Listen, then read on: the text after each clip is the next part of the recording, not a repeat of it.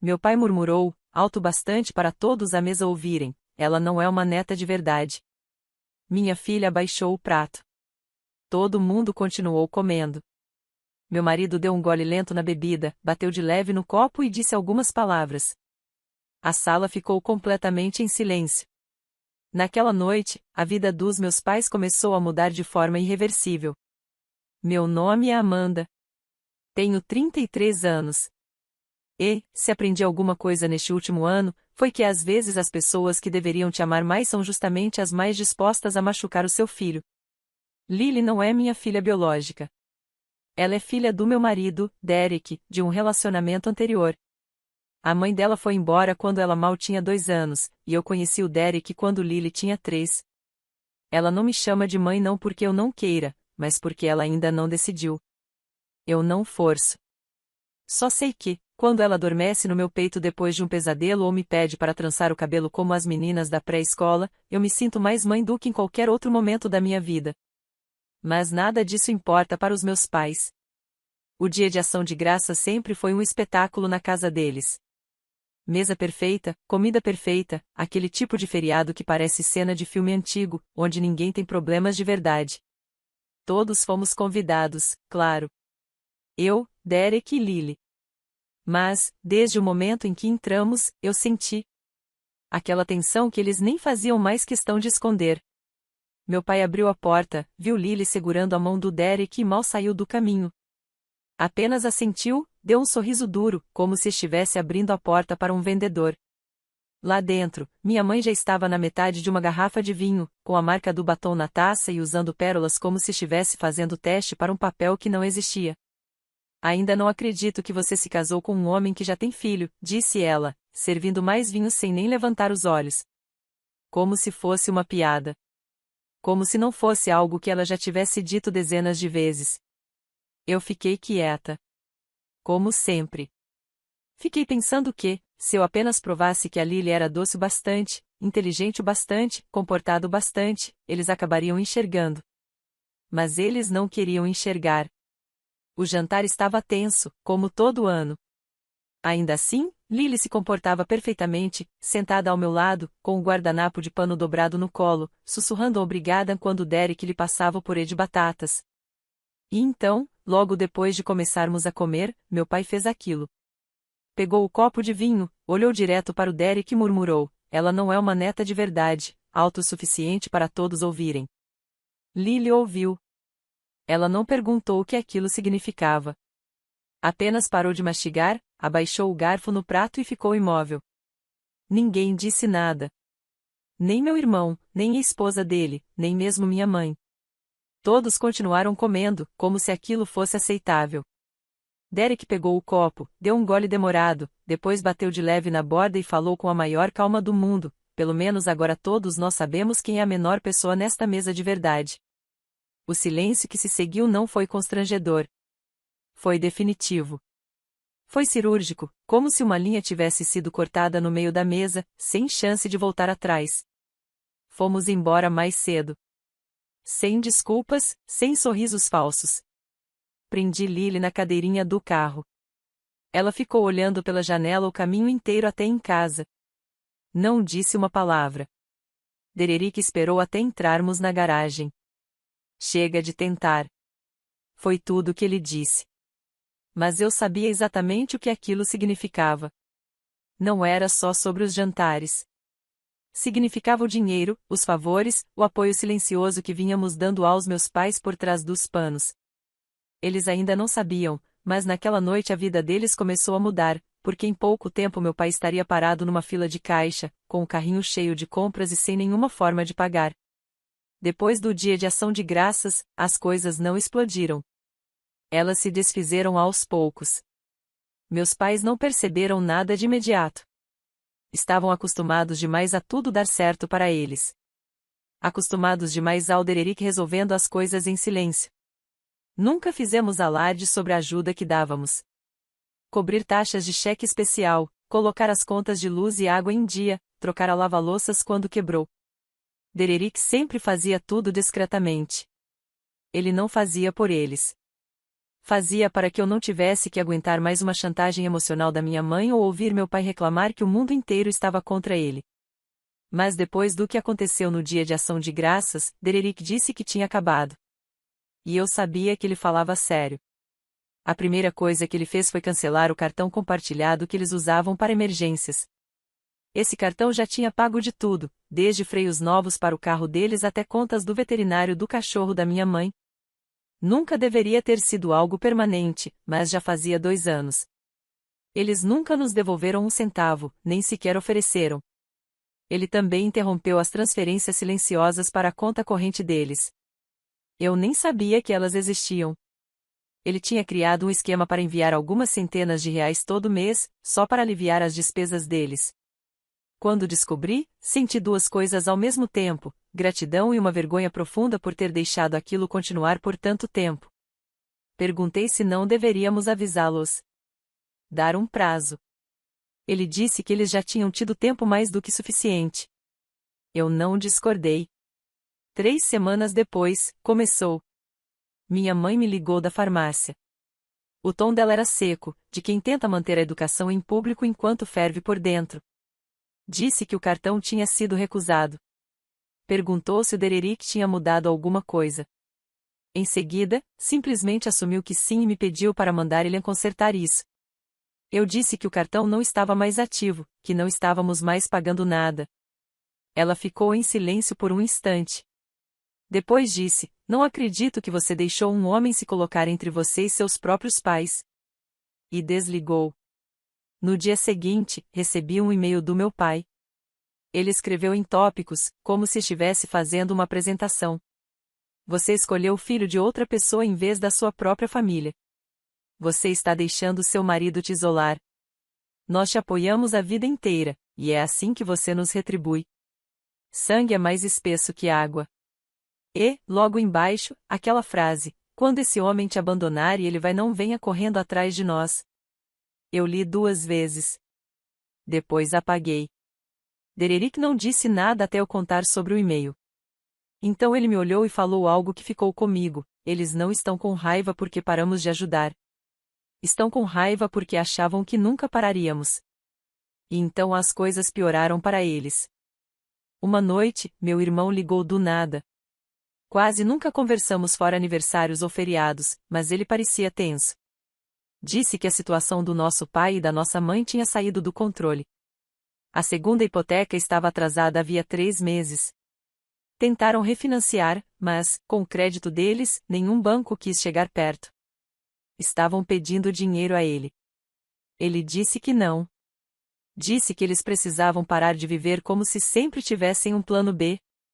Perguntei se ele estava bem. Ele respondeu apenas: "Estou bem.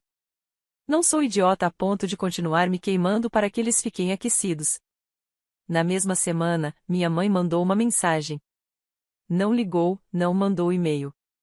Uma mensagem pelo Facebook, com poucas linhas. Disse que eles estavam passando dificuldades, que não estavam pedindo muito, que eu devia pensar no que família realmente significa. Dererick não disse uma palavra quando mostrei a mensagem. Apenas balançou a cabeça e voltou a mexer o chocolate quente da Lily. Mais tarde naquela noite, ele me contou algo que eu não sabia. Por quase 1 ano, ele vinha pagando a segunda hipoteca deles. Em silêncio, sem me contar. "Eu só queria comprar um pouco de paz para você", ele disse. "Mas não vou mais comprar silêncio." E assim, simplesmente acabou. Não houve explosão, nem gritos, nem portas batendo. Foram escolhas silenciosas e definitivas. Paramos de atender às ligações. Paramos de perguntar como estavam. Começamos a viver nossa vida como se eles não fizessem mais parte dela. E, embora eu sentisse culpa, também senti algo que não sentia havia muito tempo: liberdade. Janeiro arrancou o pouco de orgulho que meus pais ainda tinham. Os feriados tinham acabado. As faturas do cartão de crédito chegaram. E, de repente, o silêncio deles deixou de parecer paz. Parecia calculado, como se estivessem esperando por algo ou alguém. Esse algo nunca veio. O primeiro sinal de que tudo estava desmoronando veio do meu irmão. Ele me mandou uma mensagem tarde da noite. Sem cumprimento, sem conversa fiada, apenas um aviso. Disse: mamãe e papai estão tentando pegar dinheiro emprestado com alguém em quem eu mal confio. Um cara que ajuda quando o banco diz não. Juros altos, nenhuma paciência, o tipo de dívida da qual você não se recupera. Ele disse que não estava ligando para me pedir ajuda. Só não queria que eu fosse pega de surpresa se a situação ficasse feia. Fiquei sentada no sofá, olhando para o celular, enquanto Lily construía uma torre de blocos no tapete. Ela derrubou tudo e riu como se fosse a coisa mais engraçada do mundo. Dererick estava na cozinha preparando o jantar, cantarolando baixinho, como se tudo estivesse normal. Naquele momento, percebi o quanto nossas vidas já estavam distantes das deles. Dois mundos diferentes, duas realidades diferentes. Alguns dias depois, minha mãe ligou. No começo, não reconheci o número. Quase ignorei. Mas alguma coisa me fez atender. Ela não soava como ela mesma. Sem aspereza, sem sarcasmo, sem aquele tom de sermão sempre pronto. Só cansada. Disse que eles estavam sob muito estresse, que as coisas não estavam saindo como haviam planejado. Disse que sentia minha falta, sentia falta das nossas conversas, de como os feriados costumavam ser. Ela não mencionou a Lily. Nem uma única vez. Disse que não estava ligando para pedir nada. Só queria conversar. Eu disse que precisava desligar, que a Lily precisava de mim, e desliguei antes que ela pudesse dizer qualquer outra coisa. Naquela noite, Dererick não perguntou o que ela tinha dito. Apenas me olhou e falou: eles estão testando a porta. Uma semana depois, meu pai ligou. Depois ligou de novo. E de novo. Quando eu não atendi, ele deixou uma mensagem de voz. Disse que estavam atrasados com a hipoteca. Que o banco não estava sendo flexível. Que ele tinha tentado de tudo. Disse que não estava pedindo dinheiro, mas talvez o Dererick pudesse ajudá-los a conseguir um empréstimo, ser fiador de algo, só temporariamente, até as coisas se estabilizarem. Disse que família ajuda família. Ouvi a mensagem uma vez, depois outra, e então apaguei. Porque tudo o que eu conseguia ouvir por trás das palavras era pânico. O mesmo pânico que ele costumava zombar nos outros.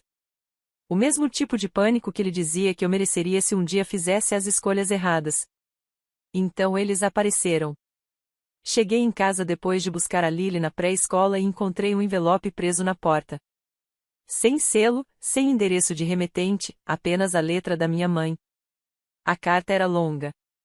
Cada frase parecia ensaiada. Ela dizia que lamentavam qualquer mal-entendido. Que coisas tinham sido ditas no calor do momento. Que queriam reconstruir a ponte. Que família era tudo. Então, na metade da página, ela mencionou a Lily. Escreveu que estavam dispostos a tentar, que estavam prontos para aceitá-la, que queriam passar tempo juntos de novo, que não queriam perder a neta. Fiquei sentada à mesa da cozinha por um bom tempo, segurando aquela carta, relendo as mesmas linhas repetidas vezes. Porque aquelas palavras eram exatamente o que eu queria ouvir havia anos. Mas o momento estava errado. Dererick leu a carta uma vez e me devolveu. Eles não estão mudando, ele disse. Estão negociando. Eu quis discordar. Quis acreditar que meus pais finalmente estavam enxergando aquilo que sempre tinham se recusado a ver. Mas, no fundo, eu sabia a verdade. Eles não estavam estendendo a mão para Lily. Estavam tentando agarrar a boia de salvação que achavam que ela representava. E agora que as opções estavam acabando, finalmente estavam assustados o suficiente para fingir. 3 dias depois da carta, meu pai apareceu no trabalho do Dererick. Eu só fiquei sabendo naquela noite.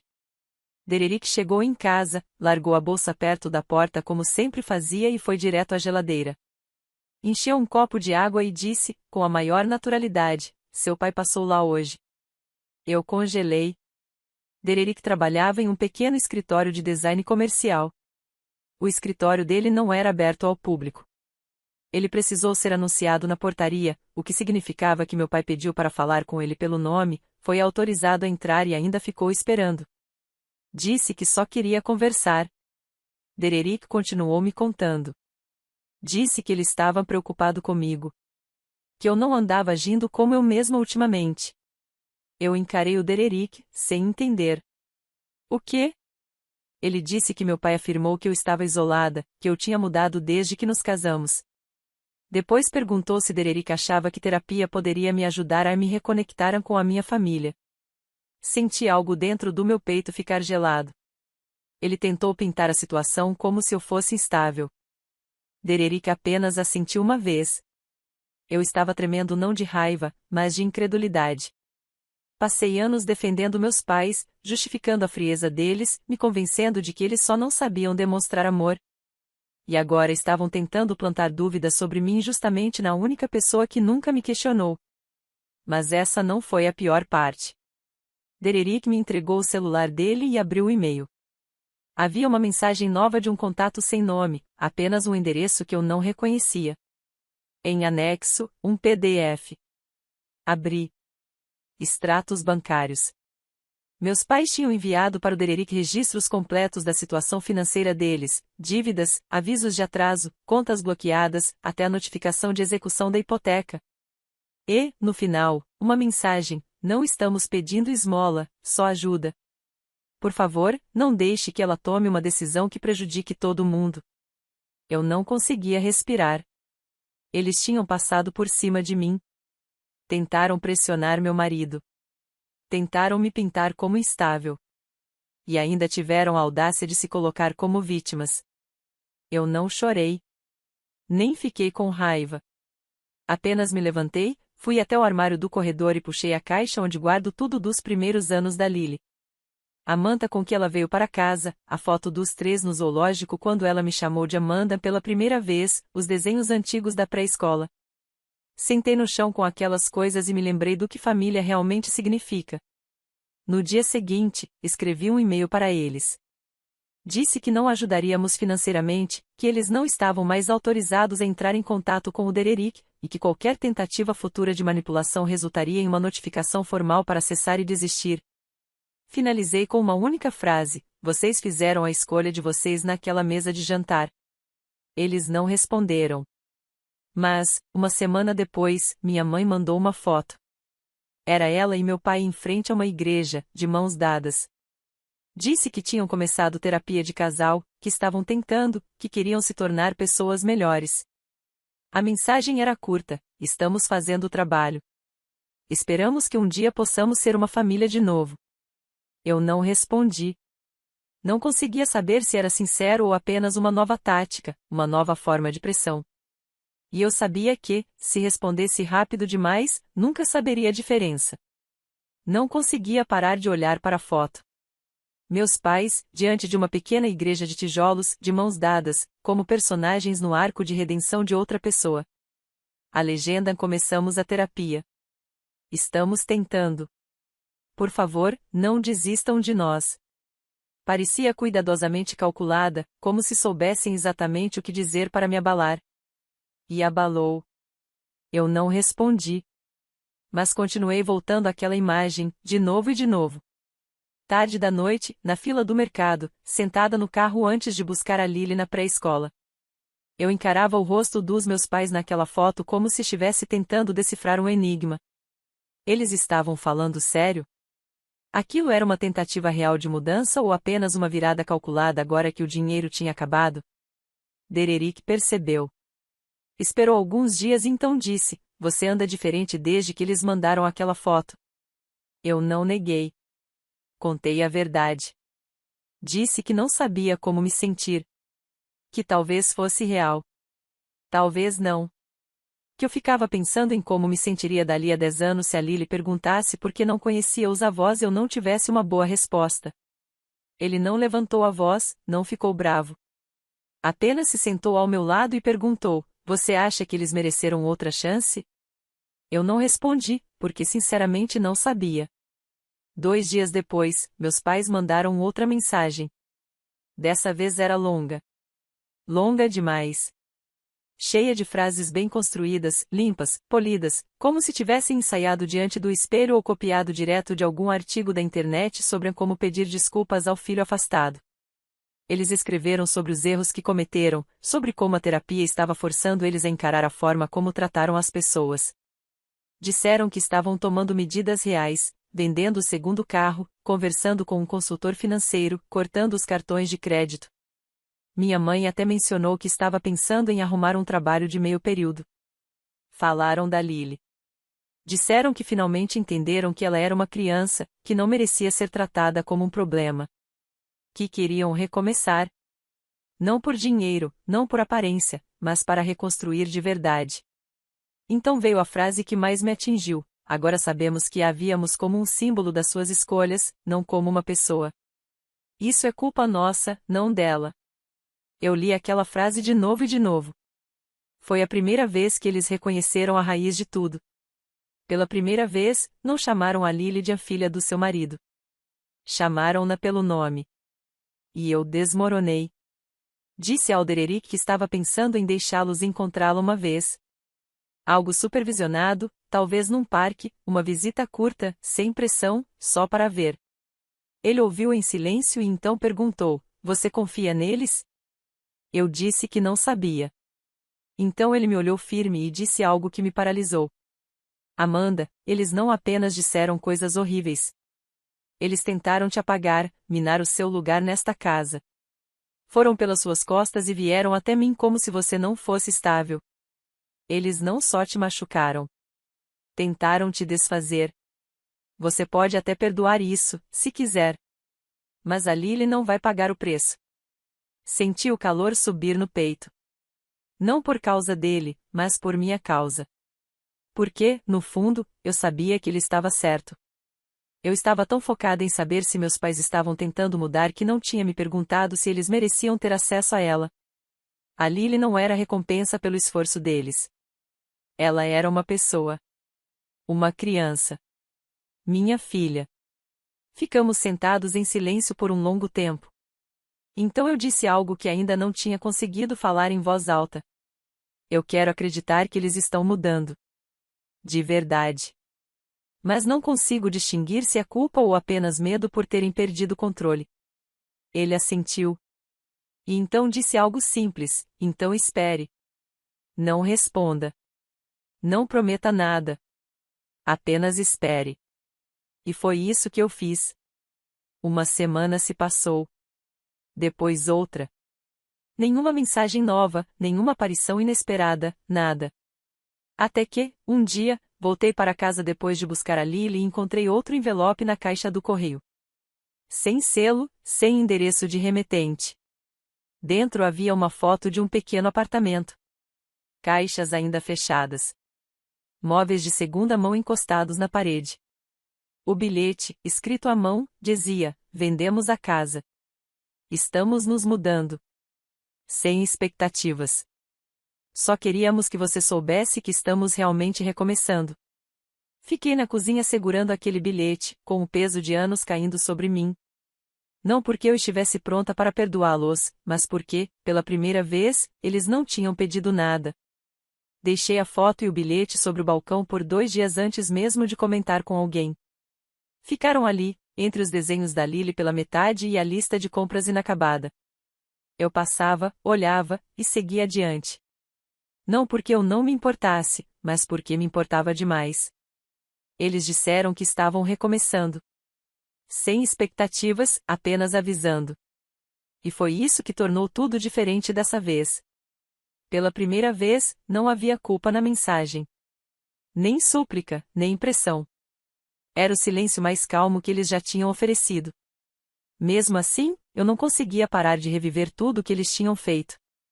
O jantar de ação de graças, os comentários sobre a Lily, a visita ao trabalho do Dererick, os arquivos financeiros cuidadosamente orquestrados, a tentativa de virar meu próprio marido contra mim. Essas coisas não desaparecem só porque alguém se muda para um lugar menor e começa a fazer terapia. Mas a parte de mim que ainda era filha deles, a parte que eu tentei silenciar, continuava sussurrando: talvez seja isso. Talvez este seja o momento em que eles finalmente entendam. Dererick não mencionou o bilhete. Não precisava. Ele sabia que eu estava pensando nisso. Pelo jeito que eu pegava o celular sem perceber. Pelo jeito que eu ficava olhando pela janela enquanto a Lily corria pelo quintal com um brinquedo de fazer bolhas de sabão. Uma noite, ele me encontrou dobrando roupas em silêncio, a carta ainda sobre a mesa de jantar. Ele disse: você está esperando um sinal, mas ele já veio. Eles deixaram ir? Perguntei. Mas e se eles forem realmente diferentes agora? Insisti. Ele respondeu, então eles vão continuar sendo diferentes, com ou sem a gente olhando. Acho que foi ali que algo dentro de mim se acomodou. Não de uma vez, não por completo, mas o suficiente. Na manhã seguinte, sentei e escrevi um e-mail para eles. Disse que tinha recebido a foto, que esperava que a mudança tivesse dado a eles o recomeço de que precisavam, que eu respeitava o trabalho que estavam fazendo e eu queria dizer cada palavra. Mas depois escrevi, neste momento, não estamos prontos para incluir vocês na vida da Lily. Talvez um dia, mas agora não. Vocês não precisam da nossa presença para provar crescimento. Se isso for real, vocês continuarão fazendo o trabalho, independentemente de estarmos por perto. Eu não pedi desculpas. Não suavizei com promessas nem deixei brechas. Eu apenas apertei a enviar. Não houve resposta. Nem naquele dia, nem no seguinte, nem desde então e já se passaram 4 meses. Nenhum correio de voz, nenhuma carta surpresa, nenhuma foto, nenhuma atualização.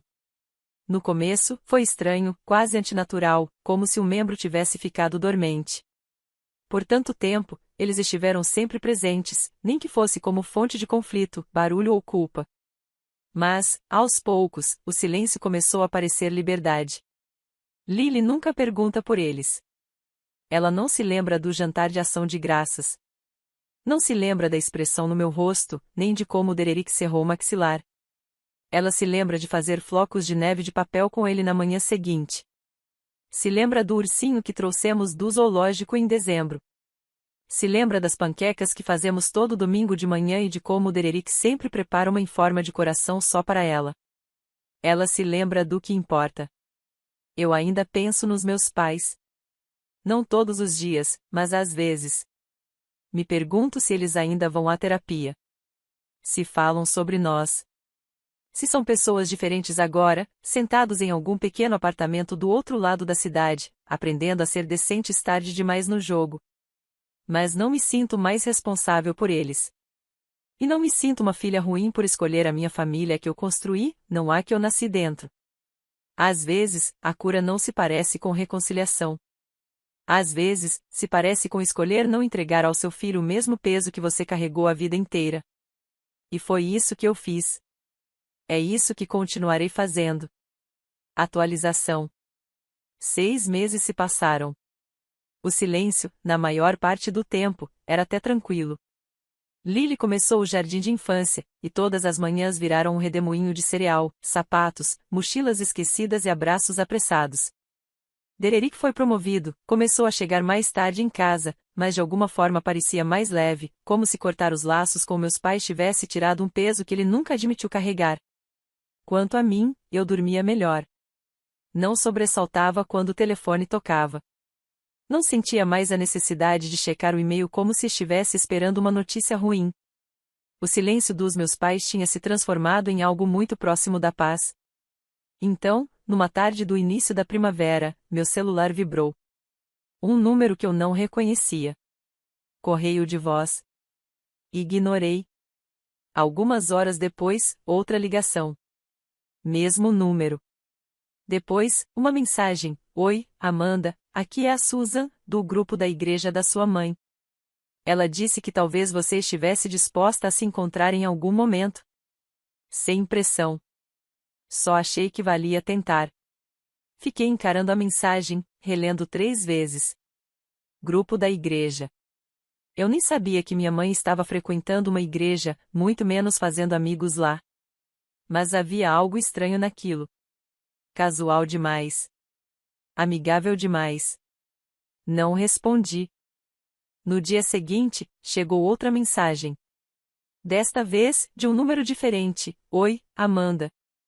Sou a coordenadora de jovens da Grace Chapel. Sua mãe mencionou que talvez você quisesse envolver a Lily em algumas atividades infantis nos fins de semana. Só queria avisar que adoraríamos receber vocês. Senti o calor subir no peito. Eu não tinha mencionado a Lily para ninguém. Não tinha respondido a uma única mensagem. E, ainda assim, minha mãe estava usando pessoas estranhas para tentar se infiltrar de novo nas nossas vidas. Naquela noite, contei tudo ao Dererick. Ele não disse muita coisa. Nem precisava. Na manhã seguinte, liguei para a igreja. Fui educada, mas firme. Disse que agradecia o contato, mas que não tínhamos interesse em nenhum tipo de envolvimento. Perguntei diretamente se minha mãe tinha fornecido meu número. Houve uma pausa. Então a coordenadora pediu desculpas. Tinha sido ela, sim.